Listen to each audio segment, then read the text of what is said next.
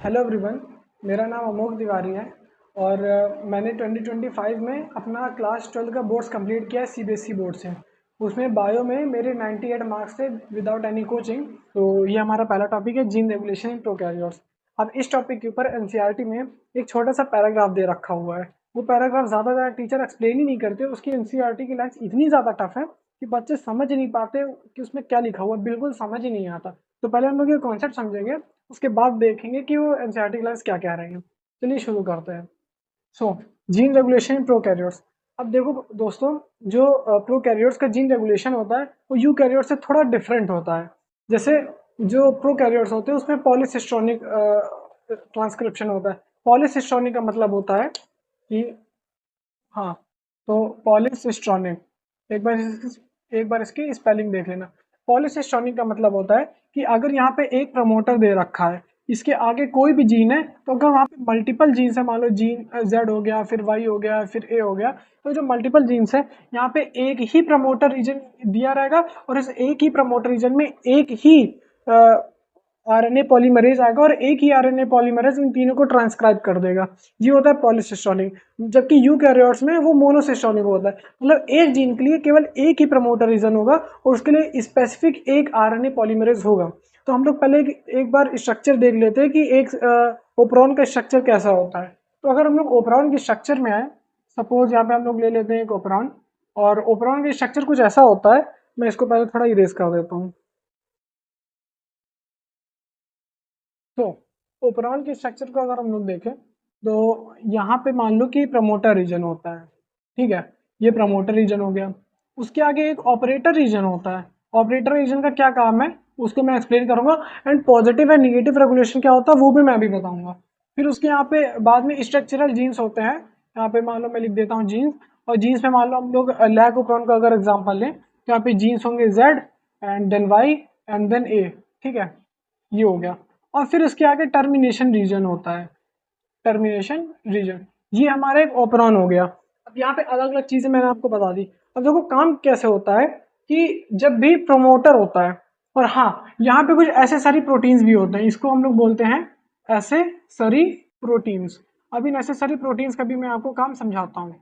तो जब भी आरएनए पॉलीमरेज को ट्रांसक्रिप्शन करना होता है किसी जीन का, तो वो यहाँ प्रमोटर रीजन में आके बैठ जाता है। अब क्या होता है, ये जो प्रमोटर रीजन होता है इसको रिकॉग्नाइज करना इतना आसान नहीं है।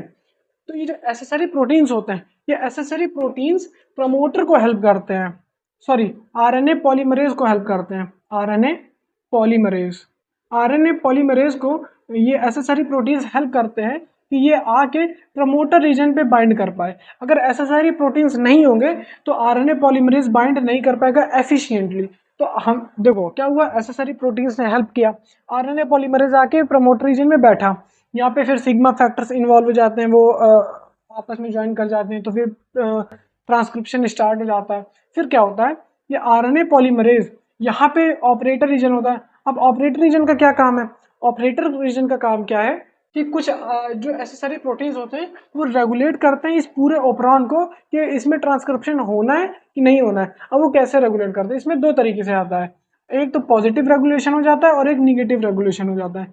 निगेटिव रेगुलेशन में क्या होता है, जो एसेसरी प्रोटीन्स है, मैं इसको शॉर्ट फॉर्म में लिख देता हूँ, एसेसरी प्रोटीन्स। तो एसेसरी प्रोटीन्स क्या करते हैं, ये एक यहाँ पे एक इंड्यूसर रीजन होता है, तो उससे एक रिप्रेसर प्रोटीन बनता है। तो रिप्रेसर प्रोटीन क्या होता है, वो आके ऑपरेटर रीजन में बाइंड कर जाता है। तो देखो ये निगेटिव रेगुलेशन में क्या हुआ, एक रिप्रेसर प्रोटीन होते हैं। रिप्रेसर प्रोटीन भी तुम लोग कह सकते हो कि एसेसरी प्रोटीन्स के ही एक तरीके से क्लासिफिकेशन होता है। तो रिप्रेसर प्रोटीन जाके बाइंड कर जाता है ऑपरेटर रीजन में, और जब ये ऑपरेटर रीजन में बाइंड कर जाता है तो यहाँ पे आरएनए पॉलीमरेज आके अगर ज्वाइन भी कर गया, लेकिन उसके बाद ये आगे नहीं बढ़ पाता है। क्यों नहीं बढ़ पाता, क्योंकि ऑपरेटर रीजन में ये रिप्रेसर प्रोटीन्स आके बाइंड कर चुके हुए हैं। तो मतलब जब जब रिप्रेसर प्रोटीन बनेगा, और वो हमेशा कंटिन्यूसली बनता रहेगा, क्योंकि ट्रांसक्रिप्शन तभी होगा जब उसको ज़रूरत है, उसको रोकने के लिए रिप्रेसर प्रोटीन हमेशा बनता रहेगा, और रिप्रेसर प्रोटीन बाइंड करता रहेगा ऑपरेटर रीजन से, तो ट्रांसक्रिप्शन नहीं होगा। और ट्रांसक्रिप्शन कब होगा, तो क्या होगा, एक इंड्यूसर मॉलिक्यूल होगा, इंड्यूसर मॉलिक्यूल। तो इंड्यूसर मॉलिक्यूल करेगा क्या करेगा, ये आके रिप्रेसर प्रोटीन से बाइंड कर देगा।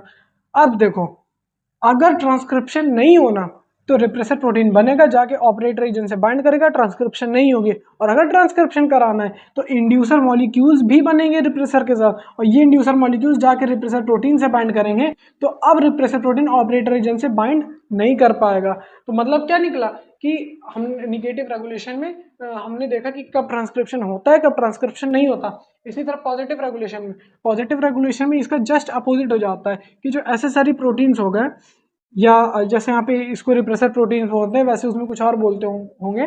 और पॉजिटिव रेगुलेशन के बारे में एनसीईआरटी ने कुछ ज़्यादा बताया नहीं है, केवल बताया हुआ है कि पॉजिटिव रेगुलेशन नाम की चीज़ भी होती है, बाकी कोई इसका कॉन्सेप्ट नहीं दे रखा है। बट होता क्या है, एसेसरी प्रोटीन जब ऑपरेटर रीजन से बाइंड करेंगे तब ट्रांसक्रिप्शन होगा, और अगर ऑपरेटर रीजन से जो है बाइंड नहीं करेंगे तो ट्रांसक्रिप्शन भी नहीं होगा। ये सिंपल सा था, ये पॉजिटिव नेगेटिव रेगुलेशन। अब इससे ज़्यादा हमको डीप में जाने की ज़रूरत नहीं है। अब आगे हम लोग देखते हैं।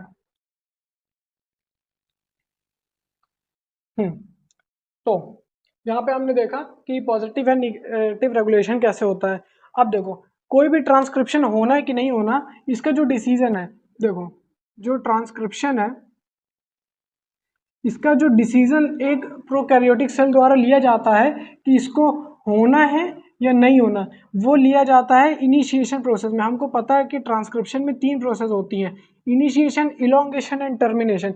इनिशिएशन यही होता है कि जब आरएनए पॉलीमरेज सिग्मा फैक्टर के थ्रू आगे प्रोमोटर रीजन में बाइंड करता है, यही होती है इनिशिएशन प्रोसेस। तो ट्रांसक्रिप्शन होना है कि नहीं होना, ये इनिशिएशन प्रोसेस में ही कंफर्म हो जाता है। अब जब इनिशिएशन प्रोसेस में अगर कंफर्म हो जाता है कि होना है नहीं होना, फिर उसमें वही मैंने आपको बताया कि पॉजिटिव रेगुलेशन के थ्रू या तो रेगुलेट होगा या तो निगेटिव रेगुलेशन के थ्रू रेगुलेट होगा।